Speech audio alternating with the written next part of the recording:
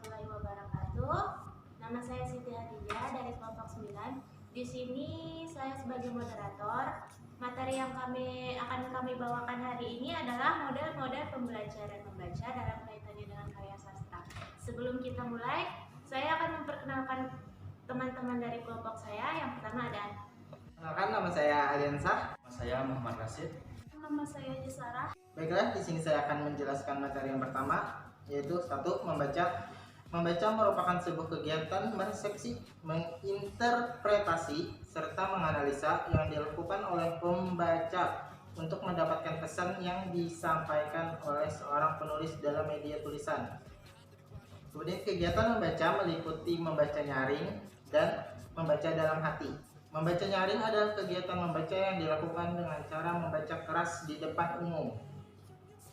Sedangkan kegiatan membaca dalam hati adalah kegiatan membaca dengan seksama yang dilakukan untuk mengerti dan memahami maksud atau tujuan penulis dalam media tertulis. Menurut Tampu Balon 1987, bahasa tulisan adalah suatu ide-ide pemikiran sehingga dalam pemahaman dialek sebuah tulisan dengan metode membaca sebagai sebuah proses penalaran.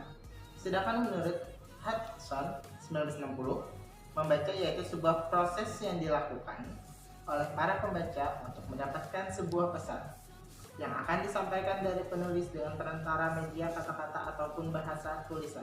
Karya sastra adalah sesuatu diungkapkan secara komunikatif yang mengandung maksud membuat tulisan dengan tujuan estetika. Karya sastra memiliki ciri-ciri tertentu, yaitu A. Bahasanya indah atau tertata dengan baik. B. Isinya menggambarkan manusia dengan berbagai persoalan yang dihadapi. C. Cara penyajian menarik sehingga berkesan di hati pembaca. Karya sastra terbagi ke dalam 2 kelompok, yaitu sastra imajinatif dan karya sastra non-imajinatif.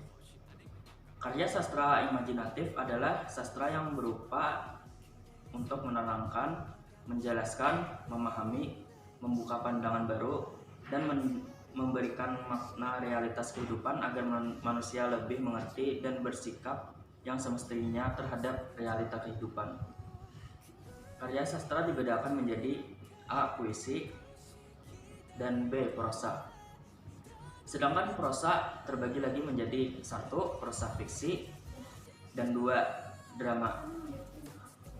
Sedangkan sastra non-imajinatif adalah karya yang tidak berasal dari khayalan semata dan didasarkan pada data-data real yang ilmiah.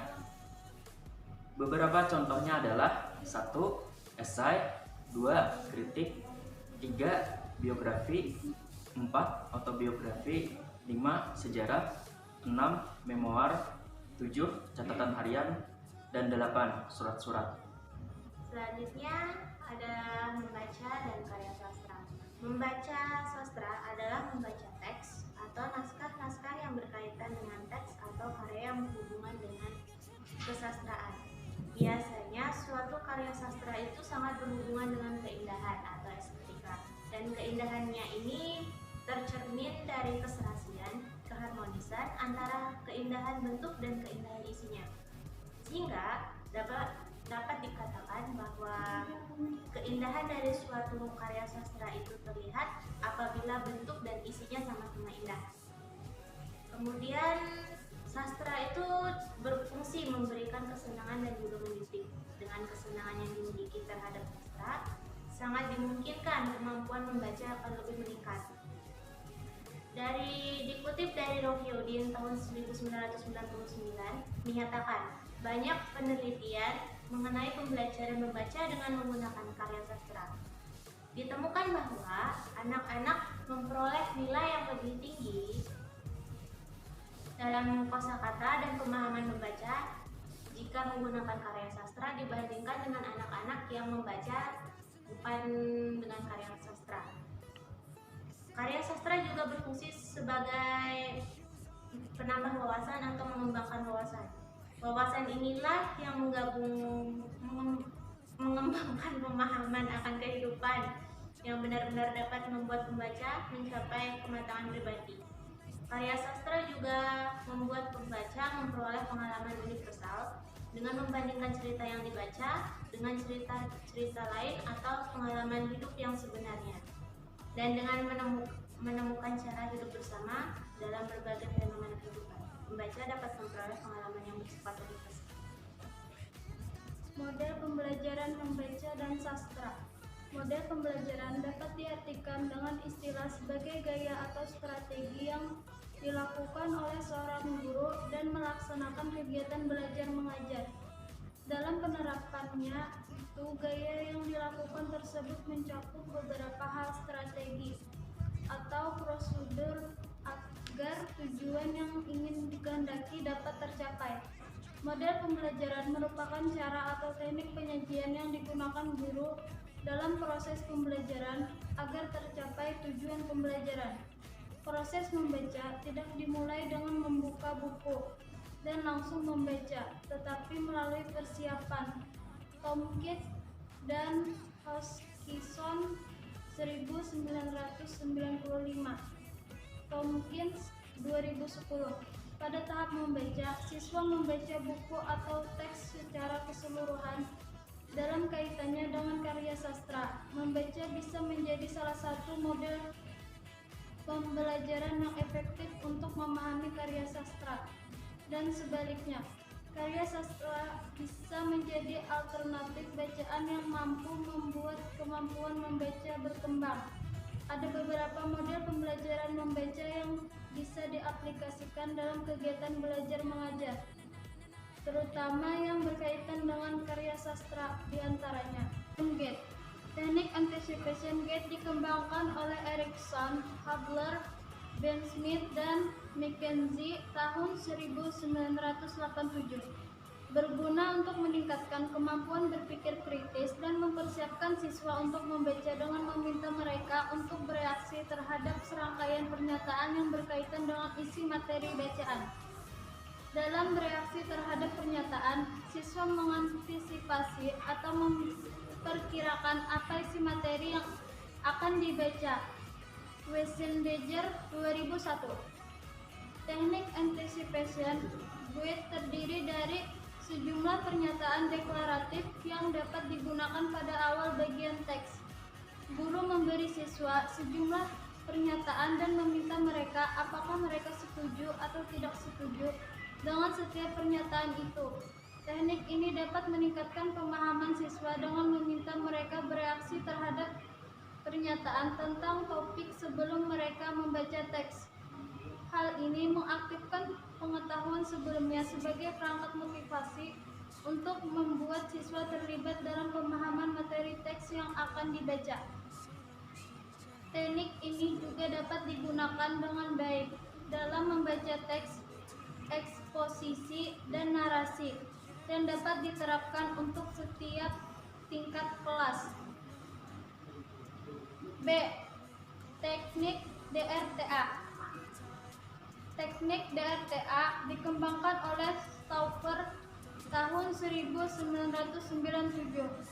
Teknik DRTA adalah teknik yang memandu siswa melalui membaca, membuat prediksi, membaca ulang, dan mengkonfirmasikan atau menyesuaikan kembali prediksi. Teknik ini membantu siswa dalam pengembangan pemahaman bacaan dan kemampuan berpikir kritis. Teknik ini melibatkan para siswa dalam memprediksi apa isi cerita yang dipikirkan mereka. Strategi ini berupa kegiatan dalam siklus yang meliputi memprediksi, membaca, dan membuktikan, karena kegiatan membaca adalah kegiatan berpikir yang melibatkan pembaca menggunakan pengalaman sendiri untuk merekonstruksi ide-ide penulis. Teknik ini dapat digunakan untuk setiap tingkat pembaca dalam kelompok atau individu dengan teks narasi dan teks eksposisi. C. Teknik KWLA. Teknik KWLA dikembangkan oleh Carr and Ogle tahun 1987 serta Mandeville tahun 1997. Strategi ini tidak hanya membantu siswa untuk menghubungkan apa yang mereka ketahui, tetapi juga kemungkinan siswa untuk menilai sendiri kesesuaian, ketertarikan, dan nilai personal terhadap pengalaman belajar mereka. Teknik ini memfokuskan pada elaborasi dan pemantauan pemahaman siswa. Strategi ini bisa digunakan pada saat sebelum membaca, pada saat atau strategi akhir membaca. Strategi KWLA dapat digunakan dalam pembelajaran membaca teks naratif atau ekspositif. Strategi ini cocok untuk siswa dalam semua kemampuan dari SD sampai SMA. D. Teknik Directed Inquiry Activity. Teknik ini dikembangkan oleh Lord tahun 1980 dan Thomas tahun 1978. Strategi ini membantu meningkatkan pemahaman membaca di dalam pembelajaran membaca berbagai bidang studi. Strategi ini membantu siswa dalam memilih informasi penting dan mengkategorikan informasi tersebut, khususnya dalam informasi dari buku teks mata pelajaran. Strategi ini mampu membantu siswa dalam mengatur, mengolah, dan memahami materi teks yang ditugaskan. Text of Rats. Teknik yang dikembangkan oleh Brand tahun 1987 ini mencakup kegiatan membaca, memilih informasi yang relevan, dan mereview. Strategi ORAT ini terdiri dari overview, headings, read, answer, dan test studi. Strategi ini bukan metode untuk menulis catatan, tetapi strategi ini cocok untuk siswa yang belajar menulis catatan berdasarkan pada apa yang dibaca.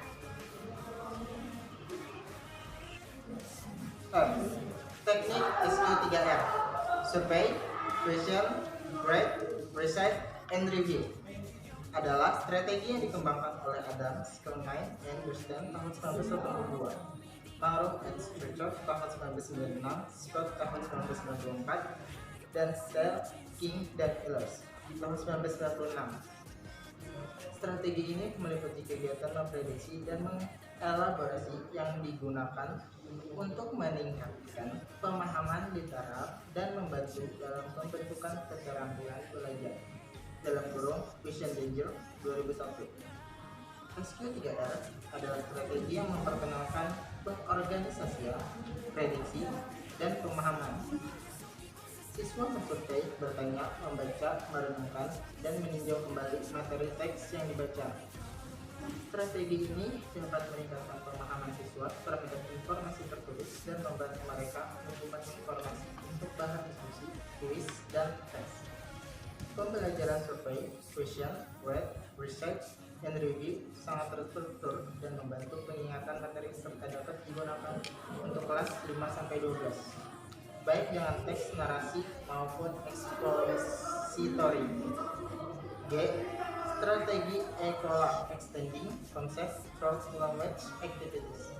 Strategi pembelajaran extending concept through language activities dikembangkan oleh Smithford tahun 1982 dan bertujuan untuk mengintegrasikan membaca, menulis, berbicara, dan mendengarkan untuk pengembangan kemampuan keterampilan membaca. Strategi ini dapat digunakan untuk siswa tingkat menengah, SMP, dan SMA atau SMK. Turney, Prudence, dan Kirchner 1995. A. Show Learning, belajar model kita. Model ini merupakan model yang menarik untuk digunakan jika materi yang kita pelajari dapat dibagi menjadi beberapa bagian dan materi tersebut tidak mengharuskan urutan penyampaian. Kelebihan model jigsaw learning adalah dapat melibatkan seluruh siswa dalam belajar dan sekaligus mengajarkannya kepada orang lain. I. Index card match atau bisa disebut dengan mencari pasangan. Model ini digunakan pada keterampilan membaca dengan memasangkan kartu-kartu.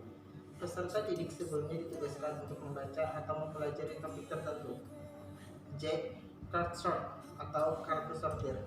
Model ini bagian dari pembelajaran kooperatif di mana siswa bergerak secara aktif dan dinamis mencari pasangan kartu. Sekian tadi adalah penjelasan dari kelompok kami. Selanjutnya saya akan membacakan kesimpulan dari materi kelompok kami. Jadi, membaca merupakan sebuah kegiatan meresapi, menginterpretasi, serta menganalisa yang dilakukan oleh pembaca untuk mendapatkan pesan yang disampaikan oleh seorang penulis dalam media tulisan. Kegiatan membaca meliputi membaca daring dan membaca dalam hati.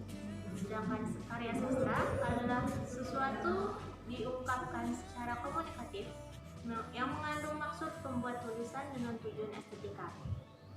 Keberhasilan dan kegiatan membaca tidak mungkin dapat dicapai apabila tidak adanya keterikatan antara bahan bacaan, karena tidak memberikan pengalaman yang menyenangkan. Karya sastra dapat meningkatkan kemampuan membaca siswa, karena dalam karya sastra terdapat unsur-unsur yang indah dan menarik, sehingga menumbuhkan motivasi serta minat dalam membaca. Ya, itu tadi presentasi dari kelompok kami. Dalam pembuatan video ini tentu masih banyak kesalahan dan kekurangan yang kami lakukan, dan kami mohon maaf jika terdapat kata-kata atau perbuatan kami yang tidak berkenan. Terima kasih.